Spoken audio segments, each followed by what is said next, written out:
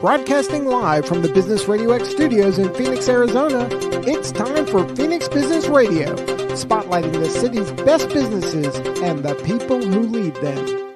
Hey, good afternoon. It's Karen Nowicki, CEO and President of Phoenix Business RadioX. And as you can tell, we are out about town today. We are at the SciTech Institute STEM and Innovation Summit, and we are doing brief little interviews with the folks who are really making an impact on behalf of our students and education as it relates to workforce readiness. We are here with another segment, and I would like to introduce you to two folks. We've got someone from Baltu Corporation. We have their CEO, Peter Costa. Welcome, sir. Thank you. Did I pronounce Baltu correctly? Baltu. Yep. Okay, tell us about Baltu. All right, Baltu, we are a software technology company, and we are creating tools to enhance the future workforce.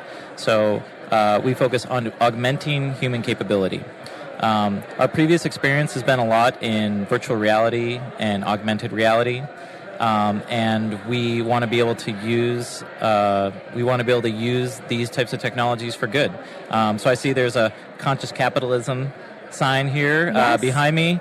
That was really one of the inspirations why we decided to start our company, was looking at, okay, yes, we can create a business, but can we do good? And can we focus on solving problems that are relevant to society today? So one of the big things that we look at is future of work and future of learning.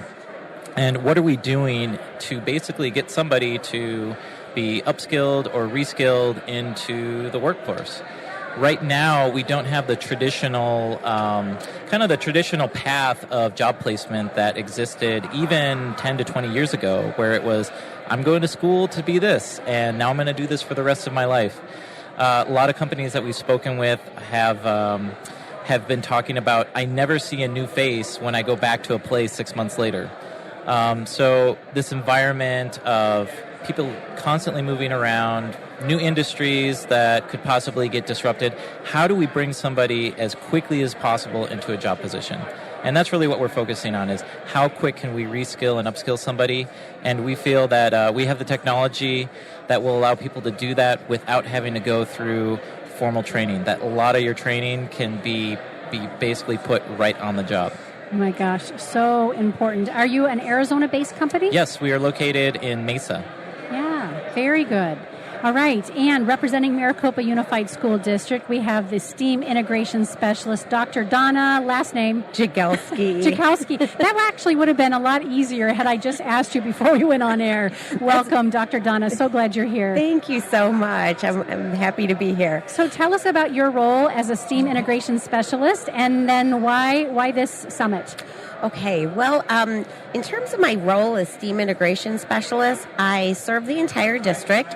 Our district is comprised of 9 schools, 1 high school, 2 middle, and 6 elementary, including a very flourishing pre-K program. And my role is, I wear a lot of hats, but really it is to work with teachers and with students as well to grow our STEM and STEAM-based program very organically. By that I mean that it's nothing that is something that is additionally placed on teachers, something that they have to go out of their way to do. It's fully integrated in what they're already doing. It's transdisciplinary. It's not something where we're growing our students to just solely become computer programmers in computer science or robotics, because it's really more about the mindset and the frame of mind. I always talk to all the staff, our administrators, everybody, that it's much more about something like what we see as the 4 C's in our education or even in our industry, which is it's focused on communication, collaboration, creativity, and the critical thinking skills. The critical thinking skills and problem-solving skills are just ginormous. They're just so important. So, when I get posed the question that, what are you doing, working in a pre-K classroom, with these preschoolers 3 and 4 years old with a robot, which of course is a screenless robot, because we need to be kind of cognizant of how much screen time we've got with our students and staying away from that. And I always tell everybody, I said, you know what? The experiences, those are STEM experiences. We're not teaching them to be in STEM per se, but it's about the experiences. And what we're doing in terms of the robot and coding is really looking at those sequencing and patterns and all those type of skills. And essentially, I'm almost helping that teacher be more productive when they have their class line up to go out into the hallway and go to the bathroom, because that is a process. And that's what we're ultimately talking about, is process versus product. Mm-hmm. I'm curious, as you hear her sharing a little bit about the perspective and approach with those 4 C's, how important do you see critical thinking on behalf of workforce readiness? Oh, critical thinking is why we get an education, is how do you go in and basically look at a problem, break it down, and solve it. One of the things that I think technology enables us to do, and that what it will enable us to do even more, is how can we recognize the components of a situation that you're in, and can we use technology to assist you in basically solving those problems. I was always one that, even I went to school, I got a degree in physics and in music, but I was always slow at learning. It was always, for me, slow in breaking down a problem, and I felt like it didn't mean I was dumb, didn't mean that I wasn't smart. It's just I had a different way at looking at things. And if you could use some sort of technology that helps you just break those things down to help you make decisions, I think that's really useful. But yeah, no, critical thinking is I think something that we need to democratize. Agreed. So agreed. Physics and music. That's fascinating. Is that unique? Renaissance man, I guess. Yeah, I love it. And were you an educator, always an educator? Actually, strange enough that you mentioned about physics and music, I came in through the conduit of dance. I was a professional dancer, and then I really wanted to share my love of dance with others, so I went into teaching, and I taught high school dance for quite a while, and actually it was a natural progression that I included a lot of cutting-edge technology in the dance program that I taught, for dance composition, for dance analysis, a lot of video analysis. Cool. So that's pretty much, I came through that channel of steam. It's fascinating that we're talking about education with this little perspective. I was an assistant principal for Kyrene School District for years, went on to be the VP for Pinnacle Education Incorporated. And growing up, I didn't think I was smart because I had a difficulty learning. So kind of to your point, I thought that there were very limited opportunities for me, and it wasn't until I was an administrator in Kyrene, and this is early 90s, and we were partnering with Intel Corporation, that I got to do a couple of summer internships, paid internships, and sitting at these round tables with these scientists and researchers and engineers and developers, and I was contributing to the conversation and realizing, wow, had I had the right opportunities, had I been given the gift of more science and more math, and perhaps the trajectory of my career would have gone in a different direction. I don't regret having been an educator and doing what I'm doing now, but it's fascinating that we make decisions about who we are very early on based on our experiences, and it's that critical thinking that we're talking about that has us even pop out of our own beingness to go, wait a second, is this really reality? Yeah, no, I think one of the main components of the learning process is making mistakes. And what that making mistakes does is it brings in the iterative process of learning. And so how can you put somebody in an environment where they can make as many mistakes as they can in a consequence-free environment where they don't feel afraid to say, hey, what happens if I break this thing?